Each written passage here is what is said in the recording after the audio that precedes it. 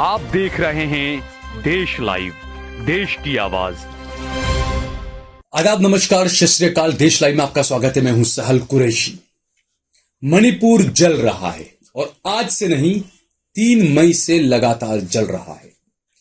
लेकिन किसी देश का सरहदी इलाका जल रहा हो, सरहदी राज्य पूरा जल रहा हो, उस देश का प्रधानमंत्री बिल्कुल खामोशी अख्तियार कर बैठा हो, तो ऐसे प्रधानमंत्री को आप क्या कहेंगे?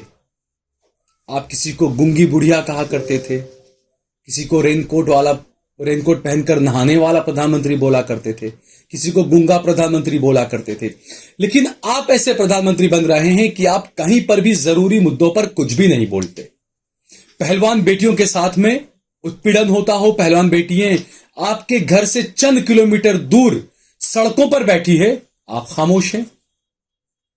आपकी सरकार एक राज्य में, कर्नाटका में अब तक थी, या जहां पर सरकार, वहां का एक आरोप लगा भ्रष्टाचार का कि प्रधानमंत्री पद देने के लिए 2500 करोड़ रुपए का ऑफर किया गया, आप खामोश रहे। और भी कई मुद्दे ऐसे।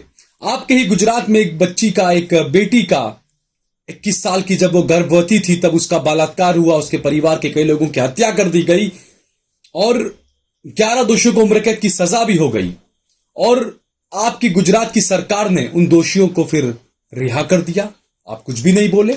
और आप बात करते हैं महिला सशक्तिकरण की, आप बात करते हैं सबका साथ सबका विकास की।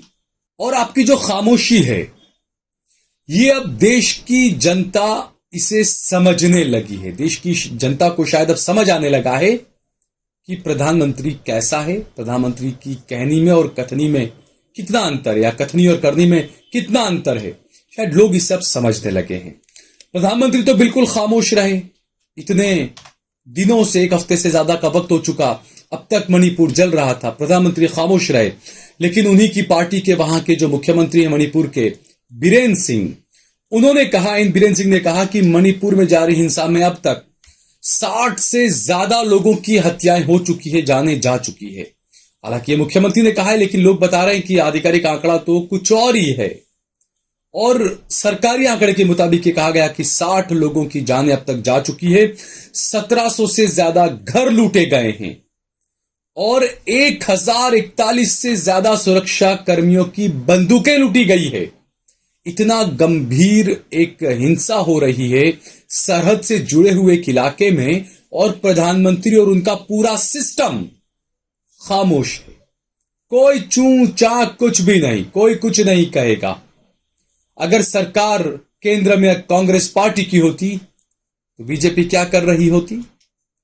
और दावे जो किए जाते हैं कि हमने 2014 में सत्ता में आने के बाद हर राज्य को, हर समुदाय को, सबको अपने अपने अधिकार दे दिए। अगर आपने अधिकार दे दिए तो फिर यह हिंसा मणिपुर में क्यों 1 हफ्ते से ज्यादा, और 60 लोगों की जानें चली गई इसमें। लेकिन प्रधानमंत्री उफ तक नहीं बोले। प्रधानमंत्री के जितने भी अलग अलग मंत्री हैं, कैबिनेट मंत्री, कोई कुछ नहीं बोला। बीजेपी का कोई नेता कुछ नहीं बोला। वहीं कांग्रेस नेता राहुल गांधी ने कहा है कि जो ये भाजपा की नफरत और हिंसा की राजनीति है, इसी की वजह से मणिपुर जल रहा है। ये राहुल गांधी ने कहा है। लेकिन सवाल ये उठता है कि आखिरकार ऐसे जहां पर भी कुछ अहम मुद्दे होते हैं, क्योंकि देश के अंदर एक राज्य जल जाए, एक राज्य में 60 से ज्यादा लोगों की हत्याएं हो जाए, इंटरनेट वहां पर बंद है, सारी सेवाएं वहां पर बंद है, और प्रधानमंत्री खामोश है, कोई ट्वीट नहीं, कोई उफ तक नहीं, कुछ भी नहीं प्रधानमंत्री की तरफ से। वो कर्नाटका के चुनाव प्रचार में बिजी रहे प्रधानमंत्री, उफ तक नहीं कर रहे थे इस मामले में। अब सवाल ये उठता है कि आखिरकार कई लोगों को ये नहीं पता कि मणिपुर में जो हिंसा हो रही है उसकी वजह क्या है। तो दरअसल मणिपुर की जो हिंसा है वो 2 समुदायों के बीच का टकराव है। एक समुदाय है, वो चाहता है कि हमें भाई अनुसूचित जाति का हमें तमगा दे दिया जाए, हमें उसमें शामिल कर लिया जाए, और आदिवासी तबका जो है वो इससे नाराज बताया जा रहा है। तो मामला यह है कि मणिपुर का बहुसंख्यक मेइतेई समुदाय खुद को अनुसूचित जनजाति यानी कि एसटी के अंदर शामिल करने का और एसटी का दर्जा देने की मांग कर रहा है। लगातार उनकी ये मांग जारी है, जिसका आदिवासी समुदाय विरोध कर रहा है।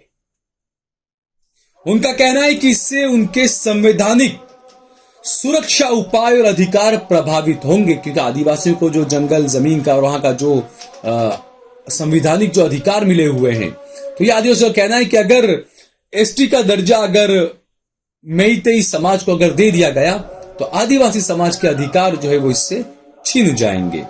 मेइतेई समुदाय की इस मांग पर जो तनाव हो रहा है ये 3 मई से चल रहा है, और तनाव क्या, अभी तो हिंसा में बदल चुका है। 3 मई से हिंसा हो रही है, और जब इसके विरोध में राज्य भर में आदिवासी एकजुटता मार्च निकालने गए थे, उसके बाद ये हिंसा शुरू हुई थी। दरअसल आदिवासी ने एक अपना मार्च निकाला कि भाई अगर आप मेइतेई समाज को आप अगर एसटी का दर्जा देंगे तो हमारे अधिकारों का हनन होगा, इस वजह से हम प्रदर्शन कर रहे हैं, हम एक रैली निकाल रहे हैं। तो जगह जगह मणिपुर में आदिवासियों ने अपनी रैली निकाली, प्रदर्शन किया। बस वहीं से यह हंगामा शुरू हुआ और वहीं से हिंसा और दंगे की खबरें आने लग गई, और 60 से ज्यादा लोगों की वहां पर मौत हो गई। मार्च के दौरान चुराचांदपुर जिले के तोरबुंग क्षेत्र में पहली बार हिंसा भड़की थी। तब से शुरू हिंसा में आदिवासियों पर मेइतेई समूह द्वारा हमले और आदिवासियों द्वारा उन पर हमले की खबरें लगातार आती रही, लेकिन महापुरुष खामोश रहे।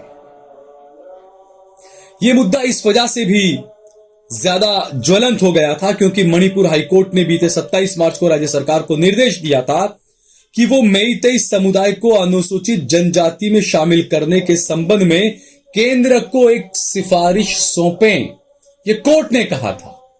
लेकिन उसके बाद भी इस पर क्या अमल हुआ, क्या कुछ हुआ, ये किसी को नहीं पता। मोदी जी किसी को बताते तो है नहीं, और मीडिया से तो वो काफी हजारों फुट की दूरी बनाकर रखते। मीडिया में तो आने से रहे वो, प्रेस कॉन्फ्रेंस तो करने से रहे वो। बस उनकी जब मर्जी होती है, जब उनके मन की बात उन्हें कहनी होती है तो वो आकर मन की बात कर देते हैं। बाकी जनता की मन की बात, मणिपुर की जनता की मन की बात, वो सब नहीं सुनने वाले। आपकी बेटी के साथ में बलात्कार हुआ है, बिल्किस बानो उसका नाम है, मोदी जी नहीं सुनेंगे। आपकी बेटी हरियाणा की पहलवान है, देश के लिए कई सारे मेडल जीत कर आई है, उसका उत्पीड़न हुआ है, मोदी जी कुछ नहीं सुनेंगे भाई। वो सिर्फ अपनी मन की बात करेंगे। जब इतवार को फ्रेश होगा उनका मूड, जब भी महीने में एक बार कभी भी इतवार को वो आके कर देंगे अपनी मन की बात। तो मणिपुर में ये मेइतेई समुदाय आबादी का लगभग 53% है। मेइतेई समाज जो है मणिपुर में उसकी आबादी तकरीबन 53% है, और ज्यादातर इंफाल घाटी में रहते हैं ये लोग। इंफाल जो वहां की है, ज्यादातर इंफाल घाटी में रहते हैं। आदिवासी जिनमें नगा और कुकी शामिल है, इनकी आबादी तकरीबन 40% की, और ये ज्यादातर पहाड़ी जिलों में रहते हैं, जो पहाड़ी इलाके वहां पर रहते हैं। जो घाटी के इलाके को चारों ओर, यानी घाटी में अलग अलग जगहों पे चारों ओर ये स्थित है। तो इनका जो अधिकार है, क्योंकि आदिवासियों के अधिकार को लेकर संविधान में कई अलग चीजें कही गई है, उनके लिए अलग कानून, काफी चीजें उनके लिए अलग अलग ऐसी की गई है, और इसी को लेकर ये जंग जारी है। लेकिन इतने छोटे से मामले को हमारे प्रधानमंत्री नहीं सुलझा पाए, और पूरा मणिपुर जल रहा है। और दूसरी तरफ कई लोग ये भी सवाल उठा रहे हैं कि ये तो हमारा राज्य जल रहा है, हमारे देश का एक हिस्सा जल रहा है। अमूमन ये होता है कि जब पड़ोसी देश भी जल रहा होता है तो उसका असर भी देश पर होता है। पड़ोसी देश जब जलता है तो अड़ोस पड़ोस के देशों के प्रधानमंत्रियों के, राष्ट्रपतियों के फौरन बयान आने लग जाते हैं। लेकिन भारत क्या उस स्थिति में भी नहीं है कि वो पाकिस्तान की मौजूदा हालत पर उफ तक चूंचा कुछ कर सके? चीन का डर है, अमेरिका का डर है, सऊदी अरब का डर है, तालिबान का डर है। किसका डर है आपको? आप क्यों खामोश हैं? आप तो किसी और को कहा करते थे गूंगा बुढ़ा, गूंगा प्रधानमंत्री, मौन का बुड्ढा, ये तमाम चीजें आपने नाम दिए थे। लेकिन देश की जनता खुद अब देख रही है कि कौन किस मुद्दे पर ज्यादा अच्छा बोलता है। और जो मनमोहन सिंह ने कहा था कि मुझे याद तो करेंगे, तो वाकई में मेरे ख्याल से आज देश की जनता मनमोहन सिंह जी को याद तो कर ही रही होगी। अगर आपको ये वीडियो पसंद आया हो तो इस पर कमेंट करें, इसे लाइक करें, इसे ज्यादा से ज्यादा शेयर करें। अगर आपने हमारा चैनल देश लाइव सब्सक्राइब न किया तो हमारे चैनल को जरूर सब्सक्राइब करें। सोशल मीडिया के तमाम प्लेटफॉर्म्स पर, फेसबुक पर, ट्विटर पर, इंस्टाग्राम पर आप देश लाइव के पेज को फॉलो करें। सहल कुरैशी और सहल कुरैशी ऑफिशियल के दोनों अलग अलग पेज को भी आप जरूर फॉलो करें। हमने हमारा नंबर भी दिया हुआ है, हमारा ज्यादा से ज्यादा समर्थन करें, सहयोग करें। और अगर आप फेसबुक पर हमारी वीडियो देख रहे हैं तो स्टार बटन दबाकर हमारी ज्यादा से ज्यादा मदद करें।